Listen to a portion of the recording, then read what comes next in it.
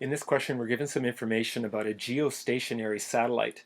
And a geostationary satellite is something that is in a fixed position above the Earth. In other words, it's traveling in such a way that as the Earth is rotating, the satellite is rotating in exactly the same way. So if you were standing and looking up at the satellite, maybe using binoculars or a telescope, as the Earth was rotating, the satellite would appear to be motionless because it would be rotating along with you.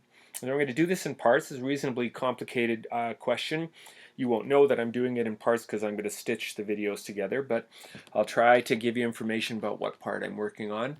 And I provided a link to Wikipedia. There's a nice diagram there that shows what a geostationary satellite would look like as it's rotating around the Earth. Anyway, that's what that means. So draw and label a diagram of the Earth and the path of the satellite. Just want to put my little plug in here for making large diagrams. Sometimes I see students, they're doing stuff like this, and they're trying to create a diagram, and they've got this whole blank page. Not that I want you to waste paper, but you're probably going to get a clearer idea of what's going on and possibly more correct answers if you make the diagram big enough so that you can put some information in there and label it. So this is obviously not drawn at all to scale. The average radius of the Earth at the equator, which is right at the center, the center line that would go all the way around the world, is 6380. And what we have is a geostationary satellite, so it's up here somewhere. Like I said, this is a huge exaggeration. It would look probably something more like this, and where this is going to be small and the satellite would just be a little blip, we could hardly see it.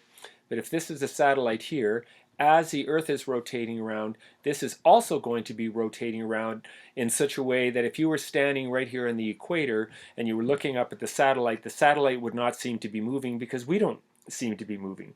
All right, it's because we are moving with the Earth even though we're rotating around at actually a high rate of speed, which we're about to calculate, but we can't tell because we're moving with the Earth. It's in orbit 35,800 kilometers above Earth's equator. So I'm assuming this number here is 35,800. So everything being measured in kilometers. So the radius of the Earth from the center of the Earth to the outside of the Earth, 6,380. I got that right. And from the Earth to where the satellite is located, 35,800. So obviously my diagram's not to scale, but that's going to get us started.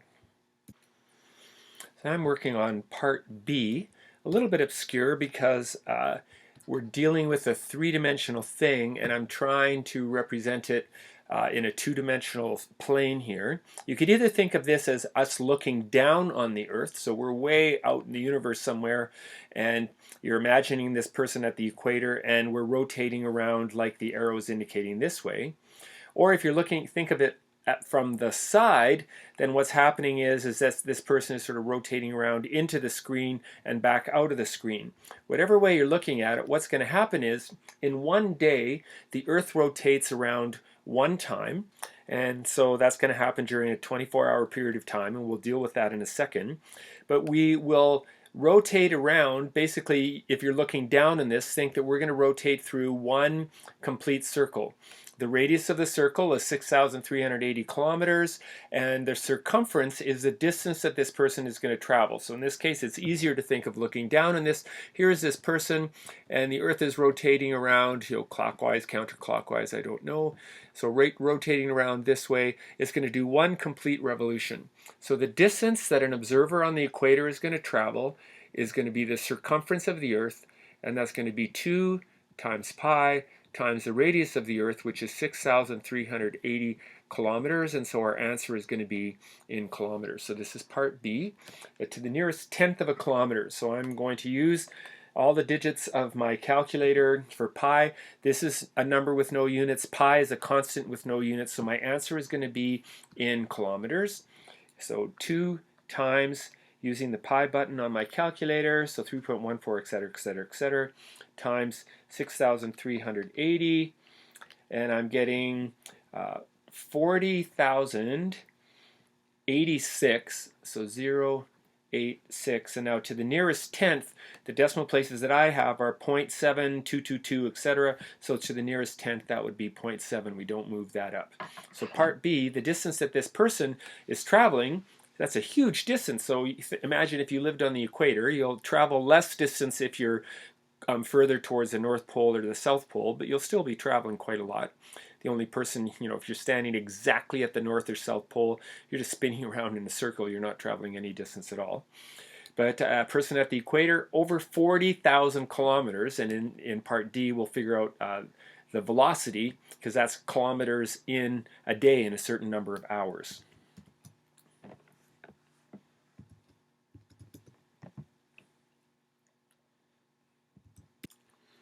Now that we've done that calculation for part B, part C is a straightforward, same question. If we're looking down on this, here's a satellite way out here. Just be careful to get the radius correct. So we need to add these two numbers together, and the satellite will be moving through a huge circle.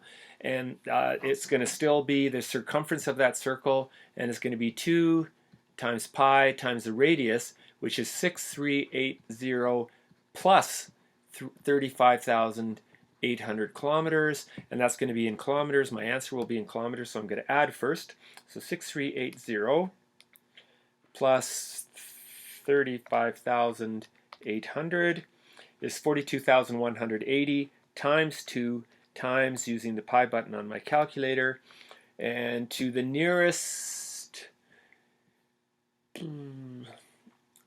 tenth of a kilometer, that's going to be, wow, 265,024.756, which is the nearest tenth, 0.8. So huge distance, more than 250,000 kilometers. That will be the circumference of that circle. So for the last question, they're asking us to figure out how much faster the satellite will have to go than the person on the Earth is going. And they give you the formula there. Hopefully that's something you're familiar with. If you think, if you're driving in your car, maybe driving to Calgary or from Calgary to Edmonton or wherever you're driving, we express our speed or velocity in kilometers per hour. How far are we going, and how long does it take us to do that? So in this case, these distances that we're traveling are both happening in a 24-hour period, so we can actually very easily calculate the velocities of both of these. Now obviously this object is the satellite is going to have to travel way faster, because the distance that it's traveling in the same period of time is considerably larger. So I'm going to calculate the velocity in both cases. The units are going to be kilometers per hour, and what I'm going to do is I'm going to take the distance in kilometers and divide in both cases by 24 hours. So units of kilometers in the top, units of hours on the bottom. So for the first one, 40,086.7 divided by 24. So even though you're not aware of it, because we're firmly fixed on planet Earth, you're cranking along at 1,670. Doesn't say how many decimal places. We'll just round it to the nearest whole number. So 1,670 kilometers per hour, really cooking along. Now the satellite is really going to be cooking along, so we go 265,024.8 divided by 24, 11,043 to the nearest whole number, so 11,043 kilometers per hour. How much faster? So we needed to find these two numbers. I noticed the textbook doesn't show them, so I'm going to take the first answer, so 11,043, and subtract the first answer, 1,670. So the satellite is going 9,373 kilometers per hour faster than a person standing on the planet Earth at the equator in order for it to remain in geostationary orbit.